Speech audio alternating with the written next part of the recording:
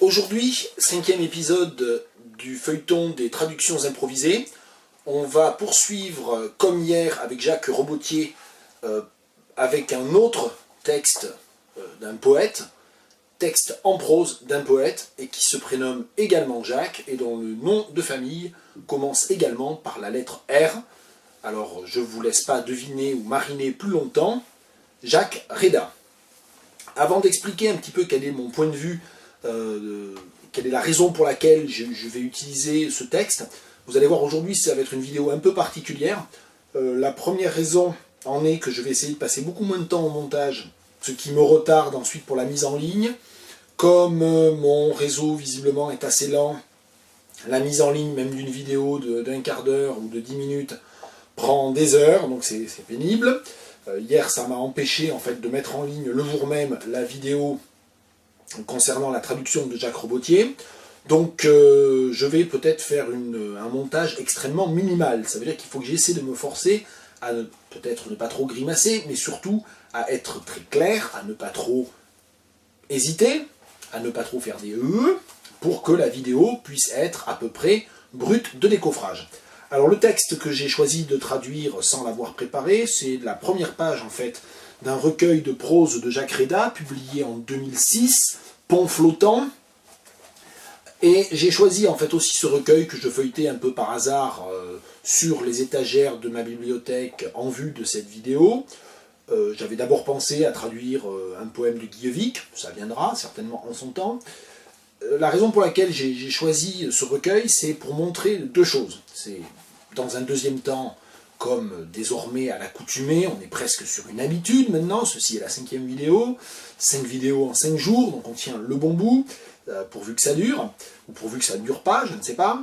La raison du choix un petit peu de ce recueil, c'était pour montrer un texte que je ne suis pas du tout en mesure de traduire selon le mode de l'improvisation. Donc je vais vous lire deux textes. Un premier, afin de montrer tout de même qu'il y a un très grand nombre de textes qui, du fait de mes propres lacunes, ne peuvent pas se prêter à l'exercice. Et puis dans un deuxième temps, un texte plus abordable pour l'exercice d'improvisation. Alors je lis la page 109, et c'est le début de la première partie de la prose du TGV. Page 109 dans Pont flottant. Des deux côtés de la voie qui file sans une courbe dans l'extase de la vitesse, le pays se pose à plat. Assez loin, cependant, un cordon de bois noir s'exhausse, juste assez pour que cette platitude prenne conscience de son épanouissement. Puis le cordon s'amenuise, étire un fil bientôt réduit à une persistance théorique, et il n'y a plus de limite au désir d'horizontalité.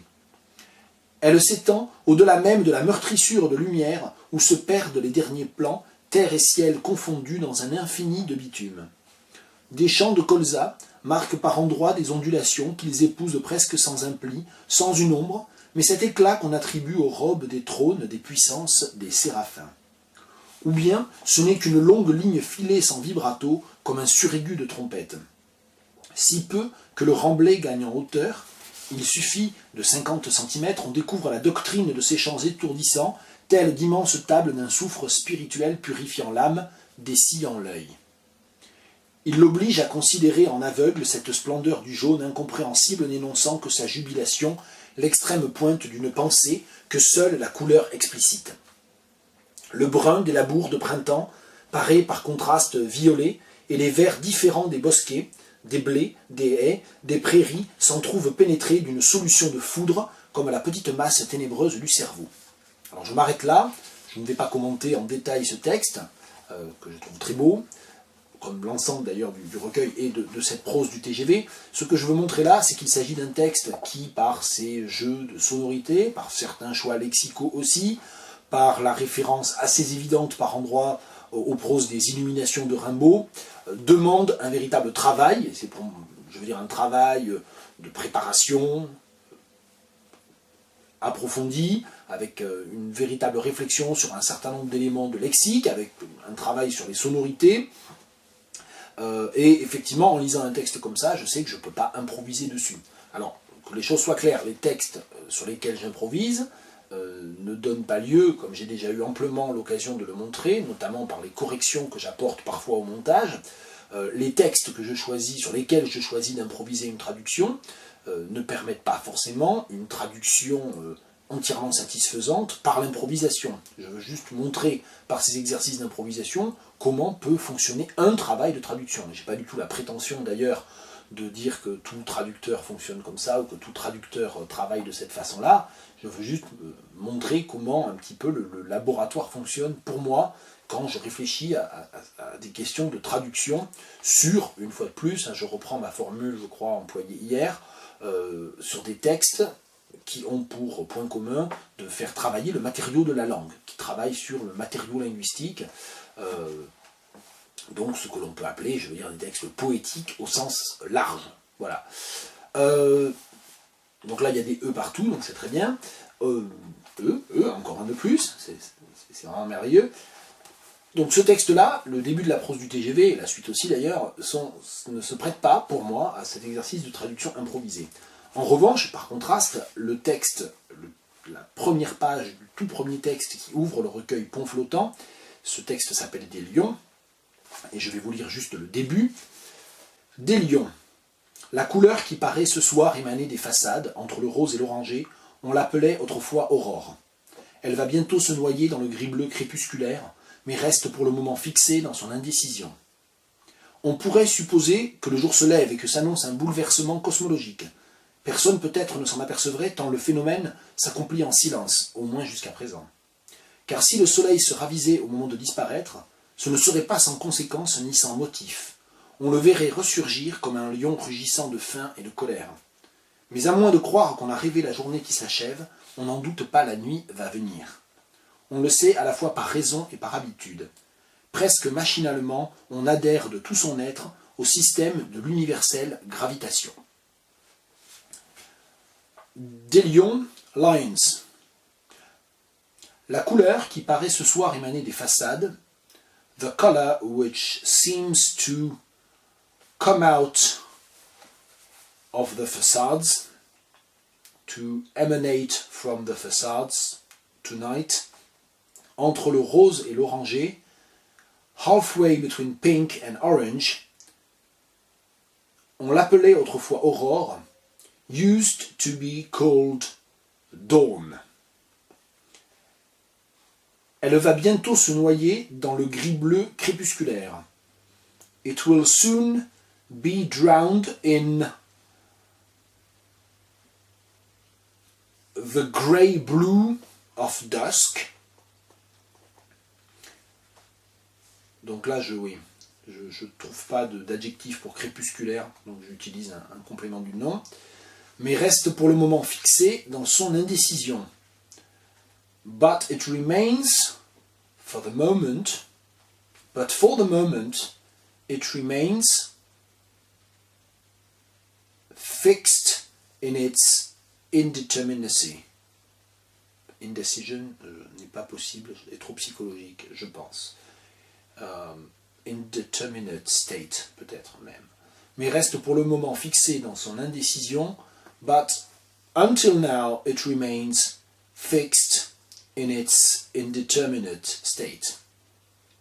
On pourrait supposer que le jour se lève et que s'annonce un bouleversement cosmologique. You may well suppose that the day begins. Et si on veut garder la métaphore se lève, je pense qu'on va devoir moduler le jour en sun, donc passer vers le soleil. You may well suppose that the sun rises and that a cosmological upheaval is announced.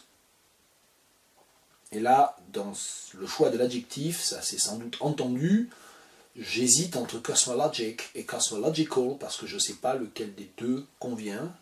Il y en a peut-être même un des deux qui n'existe pas. Je parierais pour cosmological. Je parierais pour que cosmological convienne. Personne peut-être ne s'en apercevrait tant le phénomène s'accomplit en silence, au moins jusqu'à présent. It may occur that no one would notice, ça c'est pas bien, c'est trop compliqué, personne peut-être ne s'en apercevrait, It is possible that no one noticed, avec un prétérit modal, ça marche, tant le phénomène s'accomplit en silence. Inasmuch as this phenomenon takes place, occurs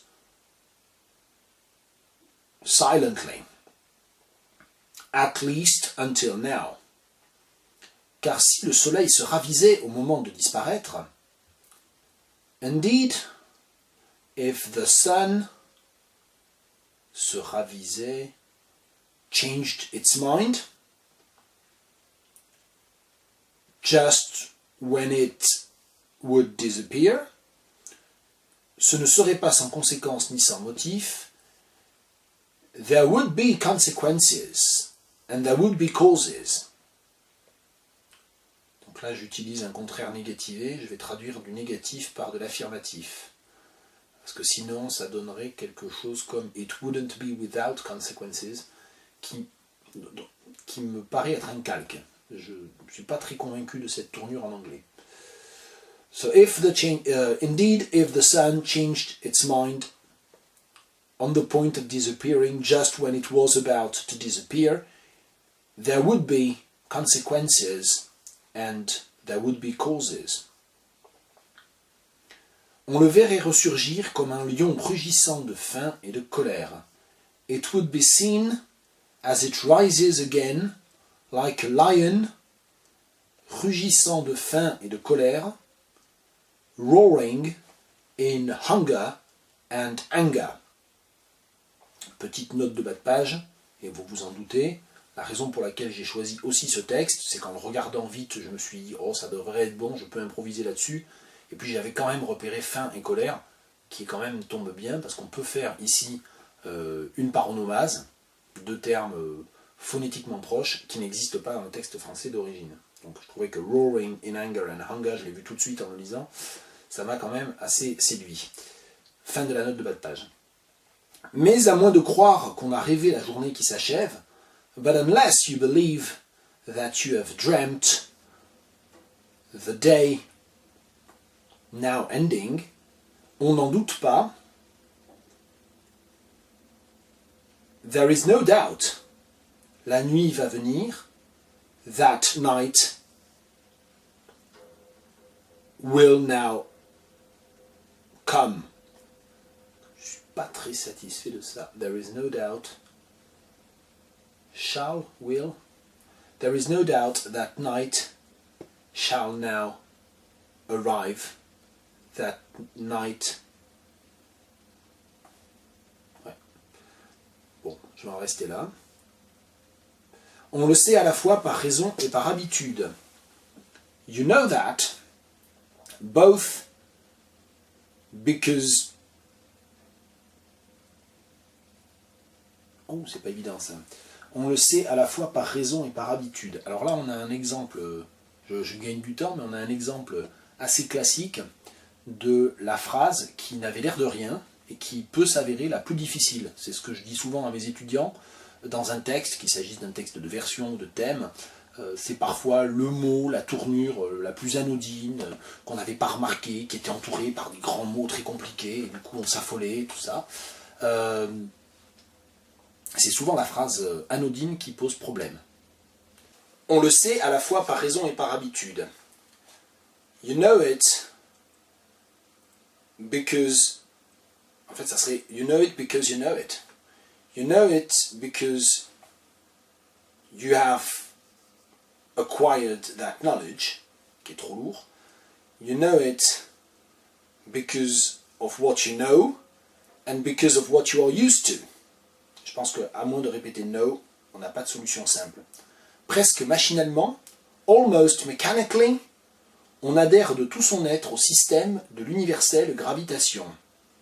You cling with all your being, pas terrible ça, you cling with all the force of your life, with all the force of your being, je sais pas, you cling fully, ça sera mieux en fait, you cling fully, wholeheartedly, you cling wholeheartedly to the system of universal gravitation. Voici donc une proposition de traduction improvisée d'une page de Jacques Réda. Et pour ceux qui pensaient que j'avais oublié la dédicace, je n'ai pas oublié la dédicace. Je dédie ce 5e exercice à François Bon, qu'on ne présente pas. Au revoir.